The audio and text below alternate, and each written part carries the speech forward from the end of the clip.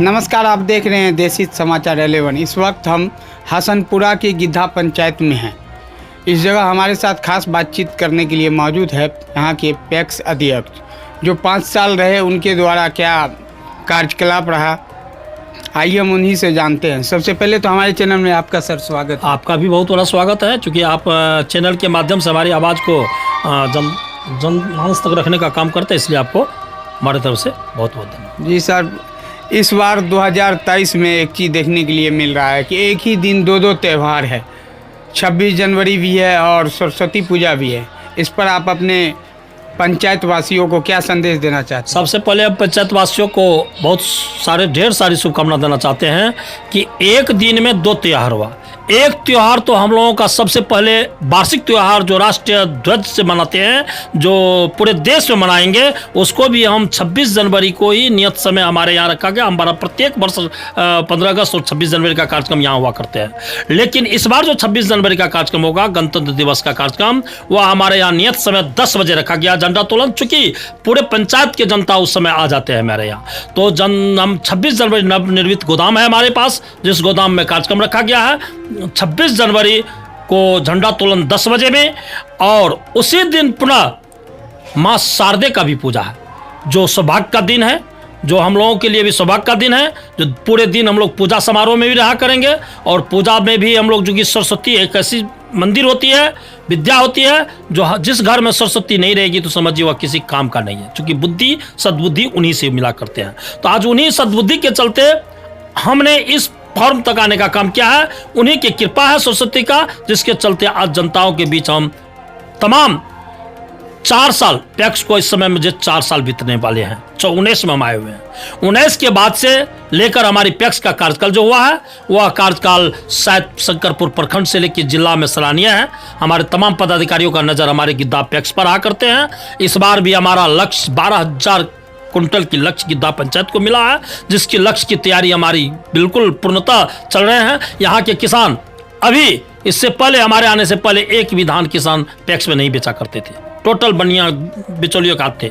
इस समय हमारा 90% धान हमारे पास आया करते हैं, एक भी किसान बनिया के पास नहीं जाते हैं। इस समय हमने अभी तक जितने किसान का धान लिया है, सबों को भुगतान भी कर दिया है। कुछ बचा है जिसका लक्ष्य में मुझे मिल रहा है, पुनः हम उसको 26 से 30 तक में भुगतान करेंगे। हमारा धान खरीद करे का कार्य हम लोगों को 15 फरवरी तक है। 15 फरवरी तक में हमने तमाम किसान का भुगतान करके यहाँ के किसानों का धान विभाग को अवेलेबल करा देते हैं। ये हमारा कार्य रहा। मैंने 2001 से पब्लिक के बीच है। 2001 में हमने वार्ड सदस्य था। 2006 से 11 में हमने सरपंच रहा।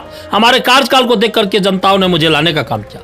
अभी हमारा पंचायत बिल्कुल किसानों के बीच जो लाते हैं, यहाँ के किसानों को जब खुशहाल देते हैं, वह किसान के बीच जाके आप पूछ सकते हैं।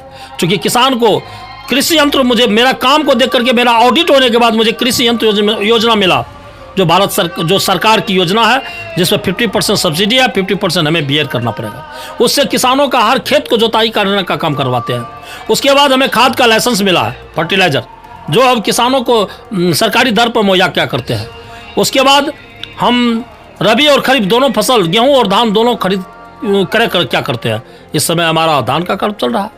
पुनः हम 26 जनवरी को तमाम गिद्धा पंचायत की जनताओं को आमंत्रित करते हैं, तो आप हमारे कार्यक्रम में उपस्थित हों और आपको तमाम लाभ की जानकारी। इस बार मेरा नया नियमावली बना है, बिहार में पूरे पैक्स का नया नियमावली दिया है। जो 2008 में नियमावली था, उसमें परिवर्तन करके 2022 नियमावली 2022 करके आया, जो आपके पत्रकार के बीच आ जाएंगे, या चिट्ठी हमारा मंत्री द्वारा निकल चुका है, जो आपके बीच भी आएंगे और आप भी मोटे अक्षर में उससे दिखाएंगे नियमावली। उस नियमावली के तहत हम लोग आगे पैक्स को लिया करेंगे। और सब पंचायत में सर एक चीज़ देखने के लिए मिलता है, जिस तरीके से पैक्स के द्वारा जनता को लाभ मिलना चाहिए, उस तरीके से नहीं मिल पाता है। तो उसके लिए आप जनता को क्या कहना चाहेंगे? हम यही कहना चाहेंगे, हर पैक्स का नियमावली अपना काम करने का हिम्मत होता है। हर पैक्स अपने अनुसार काम को आगे बढ़ाता है। उसमें हम अपने काम को, अपने बहुत अध्यक्ष होते हैं जो अपने हिसाब से उसका क्रय होता है। हमारे यहाँ अपने हिसाब से हम किसी का क्रय, किसी का देखा देखी नहीं करते हैं। हम अपनी सोच के मुताबिक, अपनी नियमावली के मुताबिक, सरकार के गाइडलाइन के मुताबिक हम डायरेक्ट उससे आगे बढ़ाते हैं। पब्लिक उसमें उत्साहित होते हैं, हमें मदद करते हैं, पब्लिक मेरे बीच आते हैं, पब्लिक हमारे बीच आकर के हमारी योजना से लाभ लेते हैं। हम पब्लिक, हमारा एक भी गिद्धा पंचायत का पब्लिक को कोई परेशानी करने का काम नहीं करते हैं। हमने जो भी बाकी में खेत जोतते हैं, उधारी में खाद देते हैं, समय भुगतान कर देते हैं।